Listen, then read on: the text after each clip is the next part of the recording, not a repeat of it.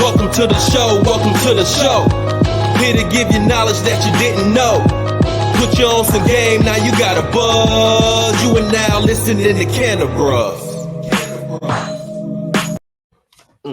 You are now listening to Cannabis. I love that theme, bro. What's up? I do, man. What's going on, man? What's going on? Oh, man. Look, if I was complaining right now, I would be hella ungrateful, okay?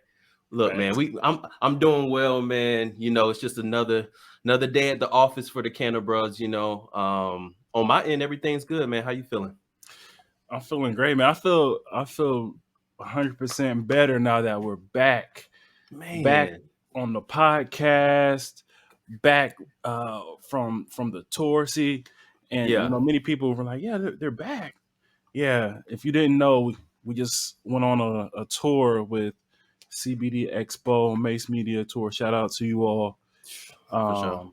It was an amazing time. Got Mhm. to meet all sorts of amazing people and see amazing brands and just learn about Yeah. the industry. Yeah. Yeah. No. The tour was so dope, man. And you know, the tour as we know it has come to an end, you know, but we enjoyed our time, especially in 2022 with the tour. Yep.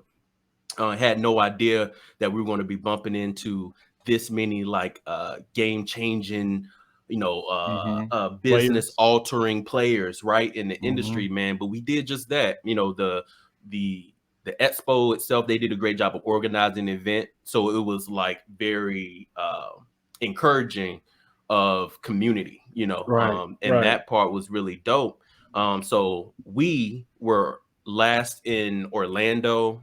Prior to that, Orlando, Florida. Prior to that, it was St. Paul, Minnesota, right? And then, of course, Dallas before that, where it all Right. began for us.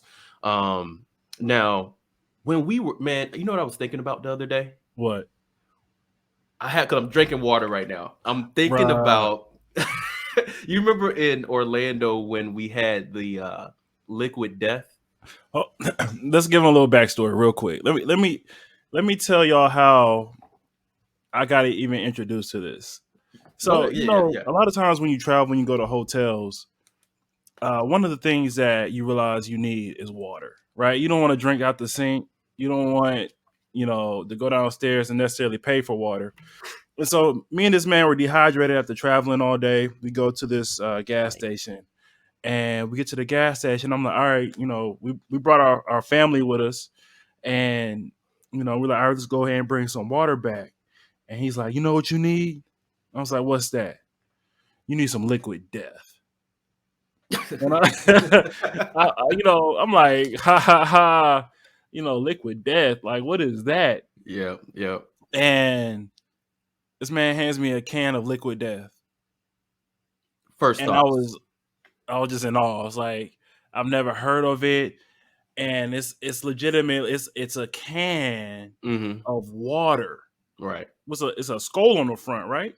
It's yeah, some version of that. Something like that. But like the when you think of water, it's a 100% 180 from what you think of the packaging will look like, right? Yeah, yeah, It said murder. One of the things on the package, their slogan was "Murder your thirst," yeah, and yeah. I'll never forget that. I'll never forget that. Impactful. One, just in the fashion that you gave it to me, but two, just I've never seen anything like that. Yeah, yeah. And the dope part about this is, so right when we came from there, we were still setting up for the expo. We spoke to the guys at Trojan Horse. What up, Trojan Horse Cannabis? We spoke to the guys there, and Chris, the CEO, he actually was telling us, you know, that Liquid Death is now valued at like over $330 million in a 3-year span. Like, we're talking doing numbers, right? So, but the crazy thing about this is your reaction to it was my reaction to it, which was the reaction, you know, of somebody else that I've given it to, right? And it's such a crisp taste, right? And we are not in any way connected to Liquid Death. There's no endorsement as of yet from Liquid Death, but we literally had to show love to an example of impactful packaging, And you know right? what? Yeah. Real quick. Another cool thing about that can Yeah. was, I told Jarrell, I said the one thing that takes away from it Hmm. is that it's a can, it's not a bottle. Like you can't just, seal the lid back on and then take it with you. Right. Right. And they tell you it forces you Yeah, well, I to about be to say what I say. hydrated, That's right. and it's more impactful on the environment. Think And I about got it. all that just from the can. From the can. The choice to put it on the can, right? Because that's a production thing, right? And then of course the murder your thirst slogan and all this kind of stuff like that are Crazy. printed on the can. Very important. Just like the fact that it comes from the mountain, the Alps. That was very important. So like there were Right. so many things that went into this.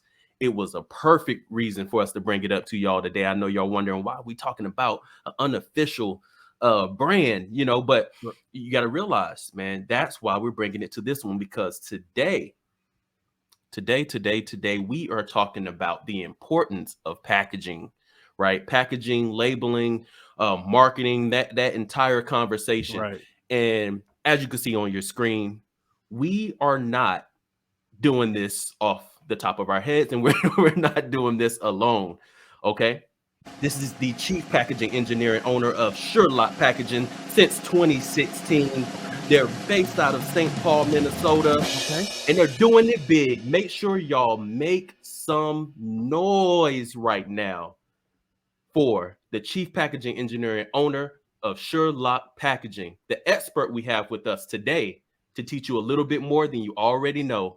Give it up for Rachel Kane. Hey, Hey guys, how are you?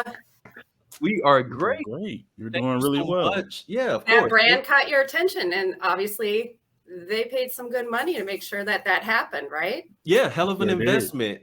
Rachel, thank you so much for joining us today. We on the Canna Bros, we are about having conversations that other platforms, no disrespect, are not really diving into. Conversations that people really need to know about because we speak to the cannabis CEOs, the ganjapreneurs. We Mhm. speak to the consumers that are picking up the packaging, right? The packaging and the marketing and everything behind it is for the consumer, Mm-hmm. right? So that's why it's such an important conversation. Just tell us a little bit about Sherlock Packaging and why you're in the game and how it's been. Tell us a little bit about your journey. Yeah, definitely. So I started Sherlock Packaging back in 2016. And at that time in the market, what I saw was really missing was the opportunity to do lower volume runs Mm, and have beautiful packaging. And with the cannabis industry, at any time the state or federal government can step in and say you need to change this warning or Mm-hmm. there are specific pictures you can or cannot use. So a lot of companies don't in the cannabis area don't really want to have tons and tons of packaging just piling up.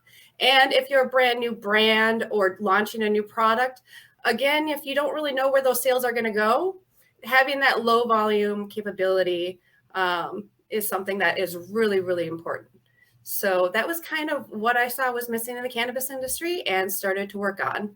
So at Sherlock, we offer a wide range of child resistant packaging, along with what kind of decorating services you can do at different volumes, as well as help you kind of just navigate what is some of the legal regulations for your technical area, or what are some current trends that we see in your region, which is sometimes really hard to track and trace, especially in the cannabis area.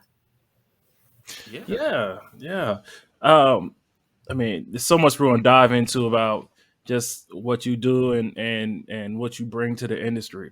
But before we do that, can we show the people that amazing uh, uh, picture you have on your wall? Piece of Oh, art. sure. The Yeah, art. yeah. So it's actually, this is a oil on canvas of Sherlock, and it's by a local artist, Jesse Golfus, out of Hey, the Minneapolis area. And yeah, so when I first created my company, kind of as a big celebration piece that I wanted, to have, I said, Jesse, I want a picture of Sherlock, but it has to include marijuana. So Yeah. right. he did it for That me. look, I saw that. I saw Well that done, Jesse. canvas, and I was just amazed, and I was like, "Is that Sherlock?" And then I took a second look, and you see the leaf in the magnifying glass, and Exactly. the Mm-hmm. company's name is Sherlock. The play on words, double Come entendre, on. bars. Uh, Yeah, so great shout out decision. to you, Jesse, man. You did a great job on that canvas, showing that Minneapolis love, man.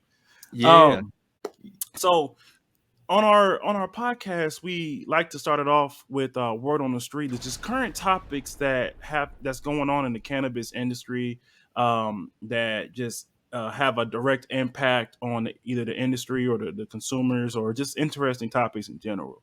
Um, one of the topics that I wanted to start us off with is, uh, so Hmm. in Virginia, there was a 4-year-old child that unfortunately passed away due to consuming edibles. Now, Crazy. it doesn't say if the edibles were just left out, or if the child actually opened the package and then, which it shouldn't have been accessible in the first place, but Right. opened the package and ate the edibles. So just want to just talk about that for a second. So what is the importance to you for the child safety for the packaging? Yeah, definitely. So, with the cannabis industry, with certain products that you are serving, a lot of times there's state regulations as to what dosing is even available. And then, if it is a THC product, in a lot of states, especially if it's a cannabis concentrate or an oil or a edible, definitely needs to be in a child resistant packaging. I am glad to say, as a packaging engineer, I am glad though that some states are pushing away from having to have flour and pre-rolls in child Mhm. resistant containers, because that is kind of just a waste of packaging. But there's Mm, definitely a place and a reason why there is child resistant packaging within the cannabis industry. And this was actually started in 1972, and it was based on the U.S. Consumer Safety Commission, who Mhm. first said that, there needs to be standards for what makes a package child resistant. And to that standard today in the cannabis community, that is testing packages with 5-year-olds. Um, Mm. so on one side, it has to be that out of a group of 50 kids, they cannot open that package within a set time limit. mm, Uh, Okay. and on the flip end of that, you also have a senior panel. So a okay. group of elderly people who have to be able to open it. Is there a So certain time limit for that one as well? there is a time limit as well, yes, for the senior panel. Hey, that's That's good to interesting. know. Yeah, Mhm. I think it's crazy though. I mean, sometimes you hear like business owners say that the regulations are like excessive, and you Mhm. hear Mhm. about that. But then on in my opinion, I'm thinking, well, the only thing that's standing, well, publicly, this is what they're willing to speak about. The only thing that's standing between us and legalization is this effort, this issue that people are having with the public. Like, how does the public handle this product or these products that stem from cannabis if it was legalized today, right? So if it was legalized today, well, how would the kids be impacted? Mhm. What are DUIs, DWIs looking like? How does law enforcement actually, enforce this, Mhm. right? Mhm. So that's a big part of it. And most times, we always think that lawmakers are doing too much, but in instances like this one in Virginia, where there was a small child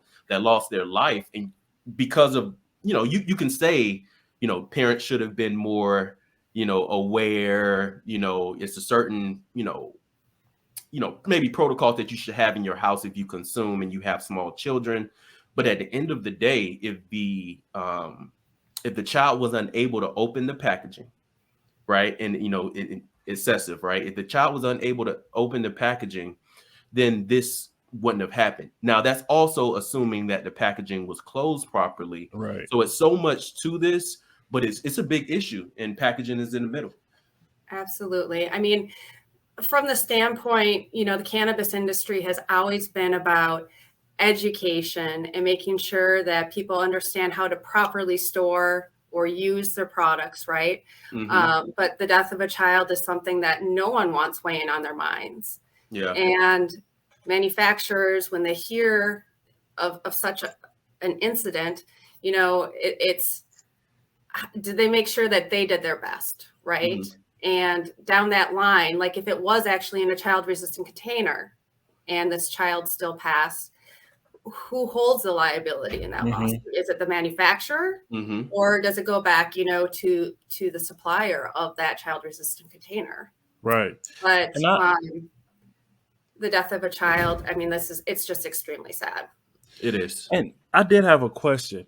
So, is there a certain amount of uses a package is supposed to have before it starts wearing down? For instance, I know it's my wife and I buy shredded cheese all the time, and you peel the shredded cheese off and the little top part off, and you're trying to clamp it back together with the little what's it called? Zip? What's it called? That little zip. Yeah, the little yeah. It kind of doesn't zip. A little. You got to like snap it together and then do the little slide at the end. Yeah. But after like 3 or 4 uses, it's not snapping right anymore, and that causes So in my case, the cheese to go bad and expire, and for it to spill a lot more frequently. So on a cannabis side, is there a certain number of uses that is required for packaging before the wear and tear starts to make its way onto that product? That's a great question. And it's a question that a lot of people, even within the industry, often misunderstand. So it's to the number of servings which are within that package. That container has to be able to close and open, and have that child-resistant barrier every time. So if you have, let's say, just a pre-roll or something that's like hitting a pill push through, and it's that one time you open it up, you have your whole thing, you're good to go. But like technically any kind of edible, that should be a container that opens and closes for every single piece that is in that container. So it does make a difference as far as choosing what kind of child-resistant container you go with. Whether, you have just a single serving in there or you have multiple servings. Yeah. That's now, I just don't agree with that regulation there, right? Like, because I think even a story like this can be changed. It could be altered. It could never be a story at all if maybe the requirements were a little bit more strict. Just in that piece right there, right? Because and it also probably wouldn't make a story either if it weren't cannabis. I mean, as far as how many alcohol poisonings there are to children every year, some of this is going to be honestly just because of the fact that it is cannabis that we're going to get that backlash. But at the same time, like the death is never something that you can it's just so devastating. But to the degree of how much this is going to get played out, probably much more so just because of the fact that it is cannabis involved. No, I thank you so much for bringing that up. And of course, a lot of people that watch are pro canna, they're tuning into our platform and they're clapping their hands loud as hell wherever they are right now. Because I mean, no, that's true. Cannabis is going to be heavily scrutinized. We talk about that all the time. But just the fact that this is a headline somewhere is a huge thing, And for the people that don't, that doesn't tug at your heartstrings a little bit, to hear that a 4-year-old child is losing their life, and they really wanted that win. The anti-canna people really wanted that win to say, hey, yeah, this is caused by cannabis. As if that doesn't tug at your heartstrings enough, the idea of losing a life, which is it should. If most people are either concerned about life or they're concerned about money. Okay. And recently, Curaleaf was in the news, right? And in no way, of course, are the Canna Bros looking to slander Curaleaf or whatnot. But we had to mention it that they actually settled another class action lawsuit over mislabeled products, Mm. right? And that's problematic, right? Because we talk about packaging goes hand in hand, with the labeling itself, right? And they had to literally pay over $100,000 in a settlement, and this isn't the first. So people are literally, in this situation, people are actually getting 6 to 8 times their purchase price just in damages and from what the inconvenience that all of this caused. And they were already in August forced to remove tens of thousands of units of cannabis from dispensary shelves in New York. So that's just a small sample size, right? And they're a big name in this cannabis Huge. space. Yes. Yeah, huge, right? Mhm. I mean, I really just wanted to make sure that we spoke about that, because now you're saying the misinformation about Right. what's in that packaging, right, is a whole other issue. We're not talking about misconsumption, underage consumption or anything like that. We're Right. talking about you saying one thing or not stating one thing when it should be addressed in packaging. What are your Mhm. thoughts on something like that? Yeah, I mean, the messaging that you put on your packaging definitely has to be within the standard as to what is allowed within your areas. I mean, saying, and especially in cannabis, right? How biologically different we all react to different strains, to different Absolutely. dosages, to how our body processes everything. It's really, so different that for manufacturers, you can't really say these are going to be the effect, right? Or this will cause. Oftentimes, if you're going to be using some kind of information or saying like this is going to give you energy or this is going to make you more tired, or I think more in the Cura leaf instance was it was more statements about what the product, or was it statements, or was it more of ingredient? They switched to a new way of labeling the potency of the product without the approval from the state regulators. Okay. So yeah, so this was covered more with issues about potency. So yeah. Which, if you are a consumer and you really want to know, and you personally know how you respond to certain products, if you have experience, or if you're more of that novice, you definitely then are probably looking at what is the dosage? What should I start out with? What should I take? Yeah. So, I mean, that information is so important. But at the same time, you have to be really careful with any kind of claims as to how that product is going to make you feel or how long those effects are really going to last, because on different individual levels, that can vary and change so much across the board. I mean, that's a good point. I mean, I just imagine you're just looking to get some slight relief with some CBD, and next thing you know it, you're driving and the whole road turns into Rainbow Road. Yeah, you can't sit down. You're just running, 100 miles per hour. Yeah, Right, I mean, right. And just you're expecting one thing and you're getting something completely different. Right. If you're new to the industry and you think, well, this is what it's like and I really don't like it, you're going to be done. You're going to be turned off. That's so true. Right? Yeah, yeah. Or if, you products and you try this and you're like, what is going on? Why? I mean, then you start questioning, like, did I drink enough water today?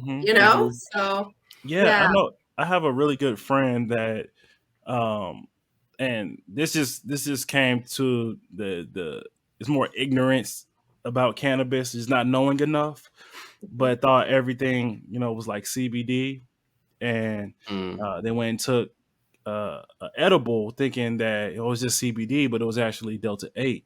And I mean, it hit them hard. It hit them hard, and next thing you know, that real bad cotton mouth, and they're panicking, thought they were gonna die. Uh, and so just when we talk about mislabeling, just a simple saying that it's Delta 8, or if it's HHC versus CBD, and then that person goes and consumes it, and next thing you know it, they start having a panic attack, anxiety attack, or any other type of attack that they're through consuming that product. That could be a huge issue. Mm-hmm. Yeah. Absolutely. Yeah. Yeah, absolutely can be a big issue. And that's what we're trying to do today, is tackle some of those questions that I know either, people we've spoken to in the industry, right, or actual consumers have had about packaging. One question that comes to mind is, how when you're playing a sport, they say, oh, it's 10% physical, 90% mental, right?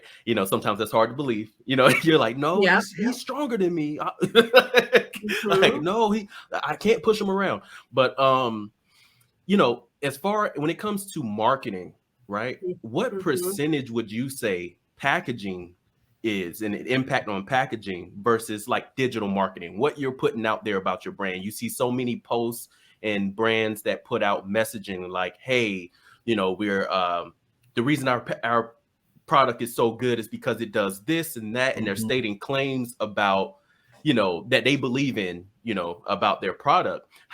What's the weight like for that, as far as like percentage would you say packaging is to marketing, digital marketing maybe?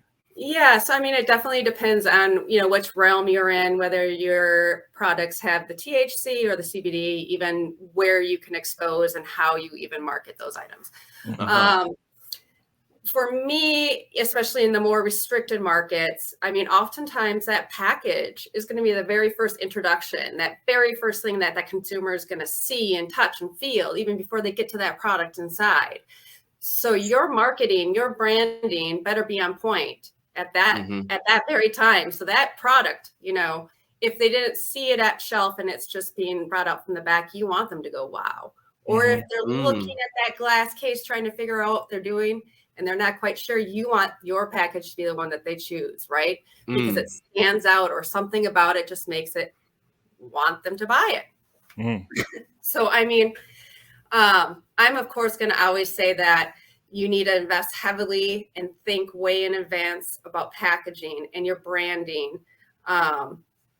Even throughout your business, and as it grows, your brand should be changing and evolving over time, just because like every company, like every product line, that does change and grow, especially just as markets mature or start anew. So I have to ask, since I know you've seen thousands upon thousands of different packages, what in your opinion has been the most impressive piece of art when it comes to packaging that you've created and or have seen?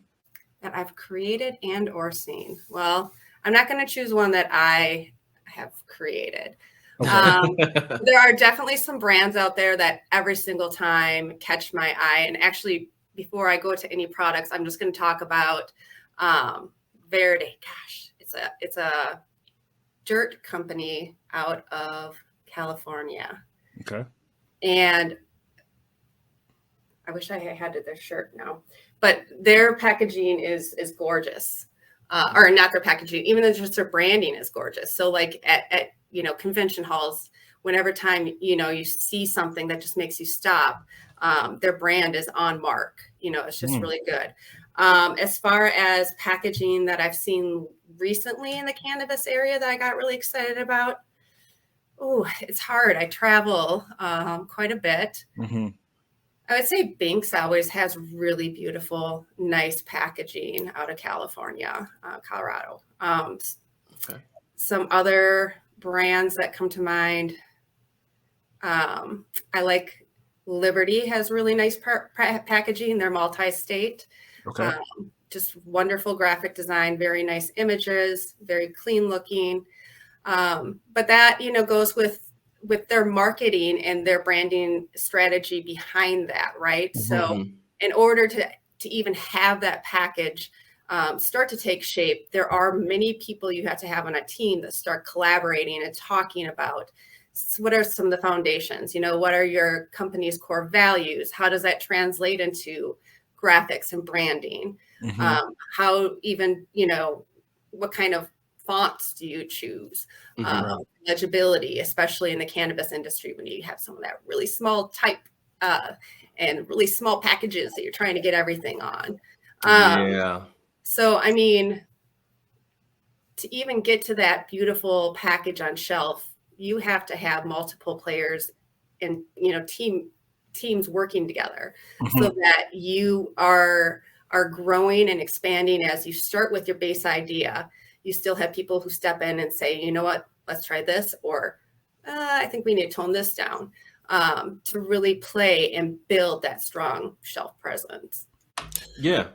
And that's a great point. And I had another question when it comes to just the creativity of packaging. So, there's so many different types of packaging out there, whether it be jars or sticker bags or Mylar bags. And how does the packaging, or how quickly do trends come and go in packaging, and how difficult is it to keep up with the emerging trends that are happening? Absolutely. So, I mean, within what is available for child resistant, if you're looking at bags and pouches, there seems to be, new vendors coming out all the time as far as capabilities. One thing you want to be kind of paying attention to right now in that packaging world is the supply chains and some of the issues that we have been running into, like the rest of the world. It's a little bit more even heightened with some of the child resistant packaging, just because, for manufacturing, where are they manufacturing from? What is that length of time if it is coming from overseas? There's just a lot of different factors in play right now, even within material selection within that child resistant scope. But even on a local level, we are at paper allocations nationwide. So while our company, we are out lead time just right now for label material. And I know our lead time is different from what California's lead time is. And so some of that is also just regionally and locally out of our control, even for what we have available to us for supplies in the packaging area.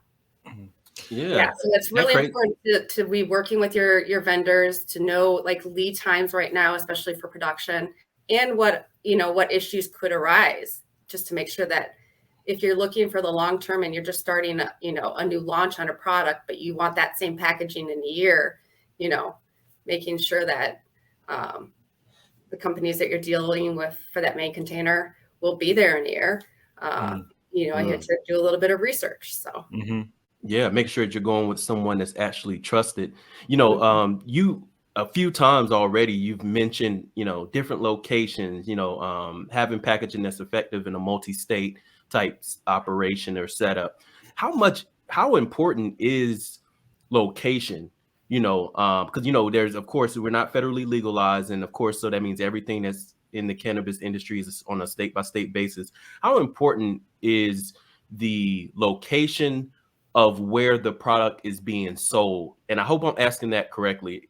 How important is where the product is being sold? How important is that to the packaging?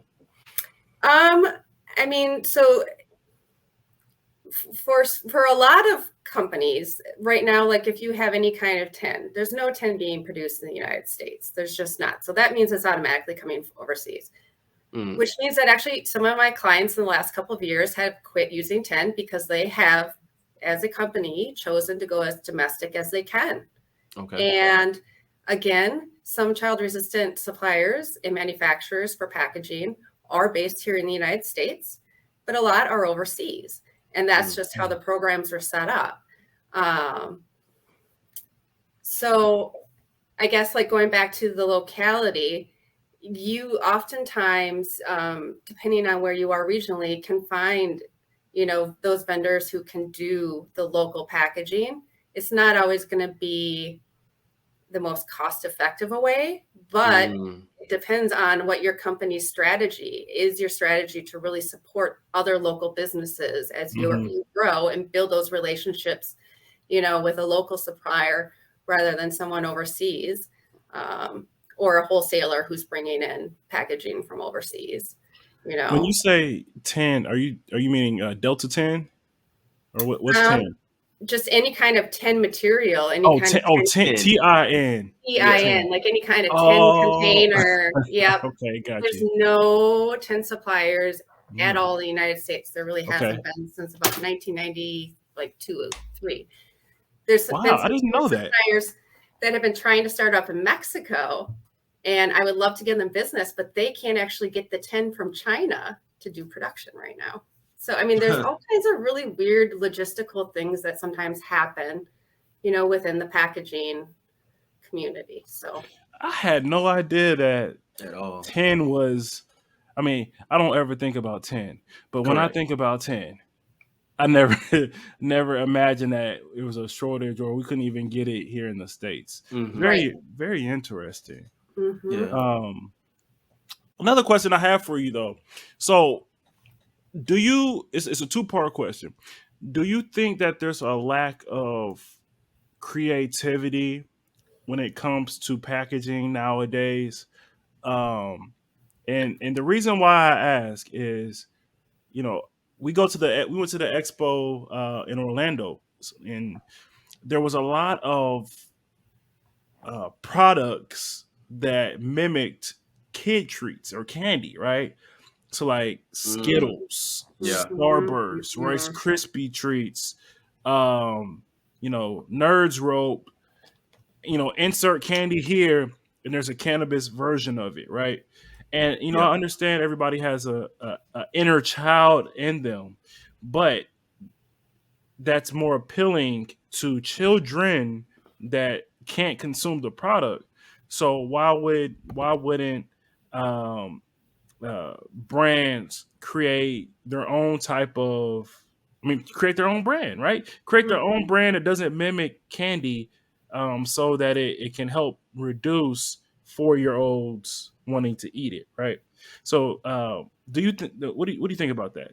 So in most legal markets, they have in every state pretty much regulations saying that if the packaging is appealing to children, or if it has cartoon characters or Hmm. bright colors, there's limitations. So a lot of those products that you sometimes see are black market. Black Mm. market has colorful, bright, children attractive packaging. Unfortunately, I would say as far as brands not having that same kind of excitement, I think there are a lot of brands out there who are doing it right, who are creating their own paths and who have spent the time on it.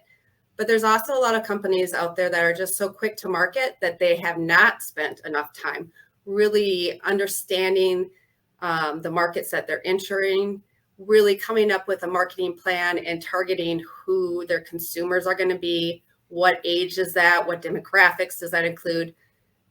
Are the graphics also friendly enough, though, to grab other people and not turn off other Hmm. whole sections?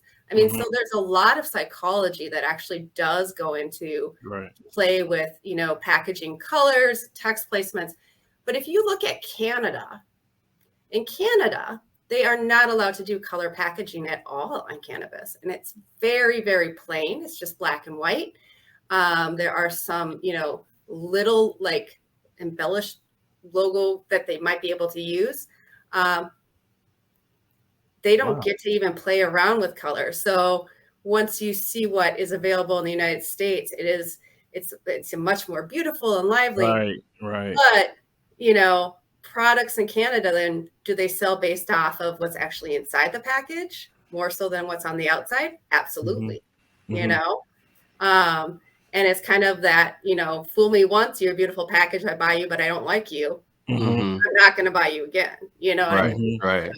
Mm-hmm. I Canada didn't know seems to that. be doing a lot of things right. We've been tracking Canada on the Canabras for quite some time. Hmm. Whether it's just, them introducing a Circle K thing, Mm-hmm. right? So yeah, Canada's just doing it well. But also I'm just thinking about, I'm really like, my gears are really churning because you mentioned they've done the research. There's psychology behind why they're utilizing brands such as, like Corey mentioned, Skittles, or Mhm. there's so many brands, Cheetos, oh Mm-hmm. man, Mhm. Cinnamon Toast Doritos, Crunch, all that. Yeah. yeah, all your General Willy Mills, Wonka, anything Willy Wonka, right? Mm-hmm. Yep. anything Willy Wonka, right? Mhm. But they're doing the math, and if your target audience is, maybe your target audience is 18 to 30, maybe it's 21 to 30, like there's still a lot to it where people want to have fun, and black and white packaging doesn't sound as fun, right? No. Because you're Yeah. still young enough between 18 and 30 to still say, hey, well, there are some things from my childhood like Skittles that I Right. love, right? And I've eaten it so much. You know what? I would love to have something that maybe slightly tastes like Skittles, Mhm. that now I can have some fun with, some adult like fun with, Mm-hmm. so it is pairing two of those things. And the idea of pairing something you're familiar with something you're unfamiliar with is almost like marketing 101. Mm-hmm. Instead of trying to get the people to buy into your cool new logo and your signature colorways and all that kind of stuff like that, you're saying, hey, you like Skittles, right? You like Cinnamon Toast Crunch, and then they're How it like, looks. You know how it tastes, Mm-hmm. right? yeah. So Yeah. Mm-hmm. yeah, and Mhm. that's interesting. That I mean, it's kind of a no brainer that people are really like, hey, well, I'm going to go with marketing in that way, even on the black market, but it may be hurting the regulated market Mm-hmm. um, more than they know, or maybe they just don't care. You know how that goes. So yeah, yeah, no, absolutely. I mean, um, these are just some questions, common questions. What last question I do have Yeah. is, if I'm starting a company today, I'm watching the Canna Bros episode with Mm-hmm. Rachel, and I'm looking to start a gummy line. Let's say it's a gummy line today. What would you say, when we're focusing on packaging and labeling, should be my very first step? Yeah, definitely. So, I mean, depending on, where you are regionally, right, you will already have set limitations as to what dosing you can do, how many pieces per package. So, one of the very first things that you need to figure out is, um, once you know that size of that gummy and all of that, what package does it fit into? And does it have to be in a child resistant bag or not, based on, what the final Mm, product is? right. Um, so, the container selection, there's a lot of child resistant containers out there. It's finding something that will obviously fit your budget, um, work as a child resistant container that you think functions nicely, because again, not all child resistant containers are equal, if you know what I mean, as Yep. far as how really easy they are to open and close while really keeping them child resistant. Hmm. And so with looking at what kind of container you want, some other really important factors right away are going to be the quantity. What volume are you going to be producing packaging in, right? Okay. um, it's oftentimes the best to like kind of figure out that container first, and if you don't know what's out there, um, that's when you should look to work with a dedicated packaging team that knows what's out in the cannabis industry, what's hitting the market, what's hot. Otherwise, you can spend a lot of time looking around at different packaging websites, collecting samples, because there are so many great options out there, in the United States. Mm-hmm. Mm. Drew, you Mhm. remember we were at one of the expos, and um, there was some, I think it was CBD, and of course, in child resistant case, and you know, as adults, could not open that thing. Man, We, I was just about to bring up the same one. We did a Mhm. product review on this YouTube channel. We did a product review for exclusive gummies, and one of the funniest things that we actually documented in that product review is how difficult it was to open the packaging. Right, like Absolutely. Yep. Yep. I'm going You're through, and fumbling around like I'm educated. I don't know what I'm doing, right? Yeah, Like, I felt like a child.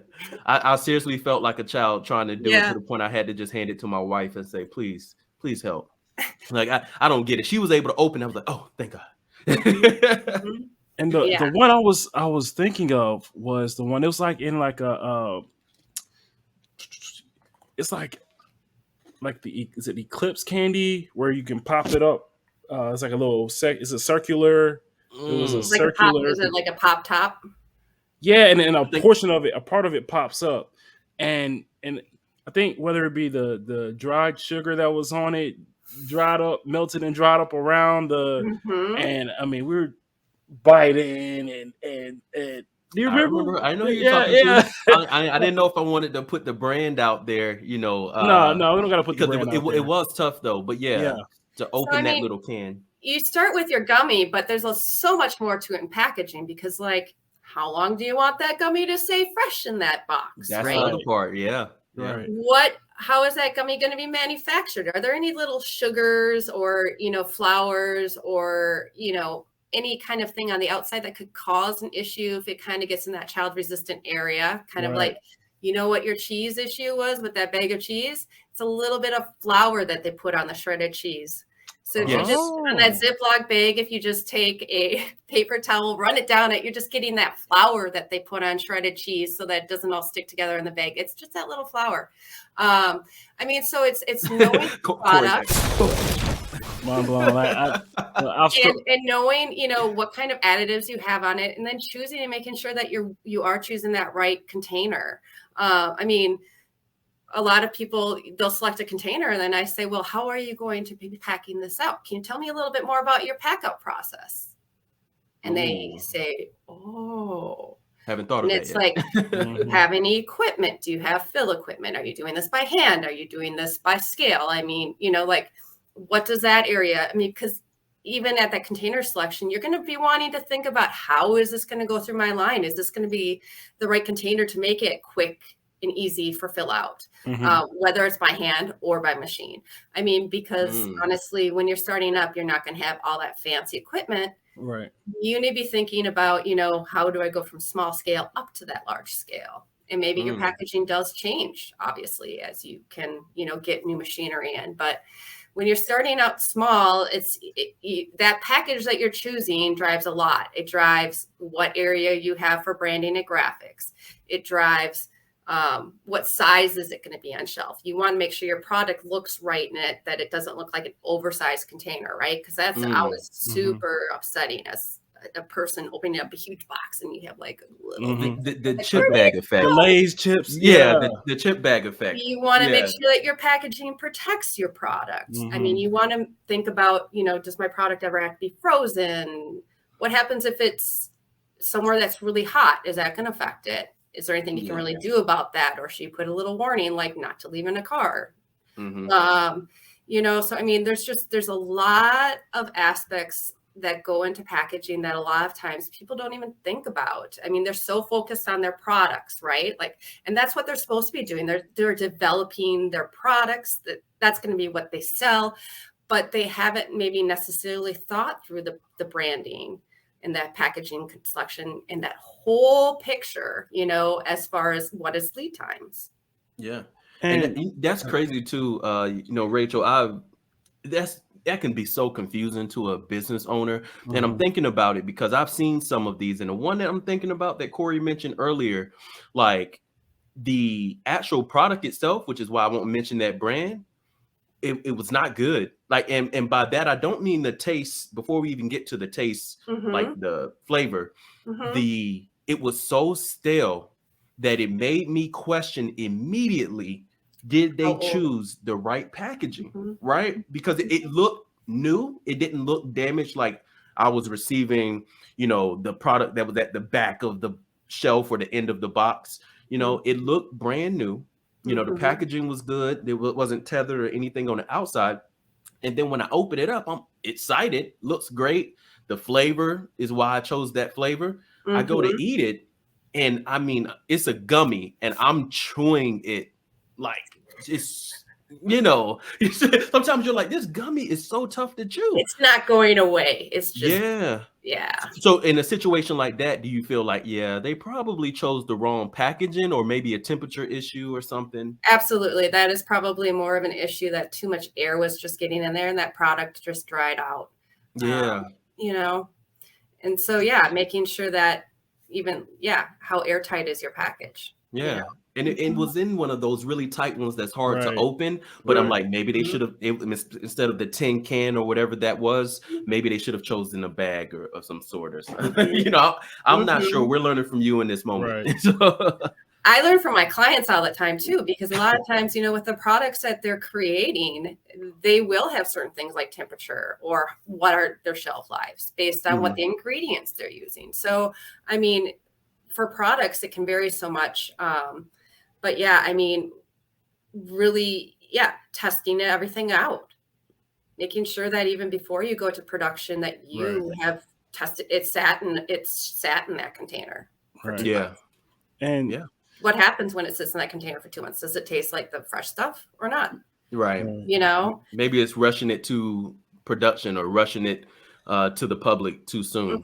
right. Right. Yeah, because they haven't sat there and actually done that research on their own product once it's in the packaging. Yeah. Right. Now, Yeah, it's like there's I think it's like the canned for cannabis flower. Have Yeah. you seen that where you like pull it up? I mean, Yeah. Yeah. some of the best smelling ever is like just opening one of those cans, because that air that, you know, just holding everything in that package, it could be months old, but it is fresh. Beautiful. It is Yeah. like at that time. Oh, Yeah. see, protecting your product, you know, is really important. Yeah. Absolutely. Now, one thing that I know you mentioned earlier that I wanted to bring to light that I really like about Sherlock is the availability in smaller quantities versus having to purchase in mass bulk quantities. Like, I know I had a short-lived drop shipping business, and and it was short-lived. One of the big reasons was because of acquiring the product to get to the consumer, and the company was wanting, so you got to order, 1,000 units or 10,000 units, and granted the price was low. It may have been a few cents or a dollar or some change, but I didn't have those funds to support purchasing 1,000 or 10,000 units. So if you can tell the people just a little bit more about what all Sherlock has to offer, and where they can find you. Yeah, definitely. So we're actually right now reworking on our website, and we're hoping by the end of the year that will be up and running, and that will have a whole line of containers to choose from our store. But our containers we're not selling just as empty, undecorated containers. So everything we're going to be selling is going to have some kind of decoration applied to it, whether it's labels that are applied or labels that you apply yourself. Direct print, which is like printing directly on top of the item itself. And that's kind of what Sherlock is known for. And that's how we are able to do a lot of our minimums, is with our UV direct print that we have in-house. Okay. And so it's just a specialized printing process where, instead of a label that you apply to something, this is, depending on the surface, it's printed right on top, which allows us to have low minimums. So a lot of times what clients will do, depending on, what volume they are looking at, one cost savings they can have is having us purchase more of that container to begin with, warehouse it for them, but then have them only print what they need when they need it, so that they don't have that decorated inventory sitting there in case any changes happen. So that is one of the services we offer here at Sherlock. We also can either purchase packaging, like the packaging containers for you, or let's say you have backstock, or you already are working with a child-resistant manufacturer for just that blank container, but you are looking for that decoration. We also will work with you to find the best solutions based on what you currently have that you send to us for that final decoration as well. So we, offer a wide variety of services along with graphic design and branding right in-house. So, my background is graphic design. I have a Bachelor of Art in Graphic Design and then a Bachelor of Science in Packaging Engineering. Our team of designers is built so that we have variations and cross-team platforms working on different designs so that getting to know our clients, we are giving them different ideas and different designs to drive their brands. So yeah, I mean, at Sherlock, we work from that front end, building that branding, making sure you're choosing the right packaging, talking about the quantities for the best decoration options. And then we also, we'll talk to you about that pack out that, we do also help out with services as far as how are you actually going to be doing that final pack out and any considerations there that you might need. So that's awesome. Well, look, man, you guys have heard it, not from us, but from Rachel herself, that Sherlock packaging is definitely the way to go. We actually were able to check out everything that you guys had at sherlockpack.com. Did a little digging and playing around on shop.sherlockpack.com. So that was cool too. You guys do such a great job, as of course we would assume, with the marketing and everything like that, that we had to make sure that we were plugging them in. And if we're going to be out at MJ BizCon, we'll be exhibiting there again this year. So all right, I'm kind of excited. They actually will have like a whole dedicated section, at MJ BizCon this year. They're dividing it up by what you're doing. So we'll be up with the packaging and labeling group. So you don't have to like wander the whole floor, like where are the packaging people or where is the equipment. So yeah. I love it. I love it. What is there anything else that's going on with Sherlock that we just don't know about or people should be excited about? Mainly the website's going to be the biggest thing. With the website, like you'll be able to download die lines and instantly upload art just to go, which will be great. I mean, a lot of companies out there don't have, you can buy the container, you can buy the labels. You could choose whether it's going to be applied here in-house for you, or if you want to do the application yourself outside.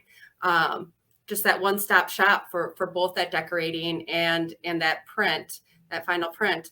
And then should you also need it, that graphic design, and then also thinking just about any kind of packaging considerations that you might have with your product.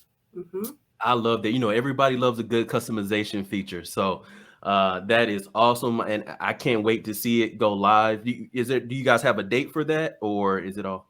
No, I mean, we're getting closer, but we're still not quite ready to pull the trigger. And we're working with a professional web development team. So it's coming very shortly. So I'm eager to get it out myself. That's right. Coming soon, Canabras audience. Of course, whenever that is available, we'll update, drop it in the description below so you guys will be able to see. And, it's going to be pretty dope. So this is still going to be at shop.sherlockpack.com or? Yep. Sherlock, SURELOCKPACK.com. You got it. Thank you so much. I can't wait. Yeah. Well, Rachel, we greatly appreciate you taking the time to put us and the audience on game when it comes to packaging, because if it's not for the packaging, your business is not going to be successful. You're not going to be able to provide the quality you want and or attract the customer that you want. So make sure you reach out to Rachel Kane at Sherlock Pack. And you can find her on LinkedIn. And that's pretty much it. Thank you again. And we're out. Peace. Welcome to the show. Here to give you knowledge that you didn't know. Put you on some game, now you got a buzz. You are now listening to Canabras.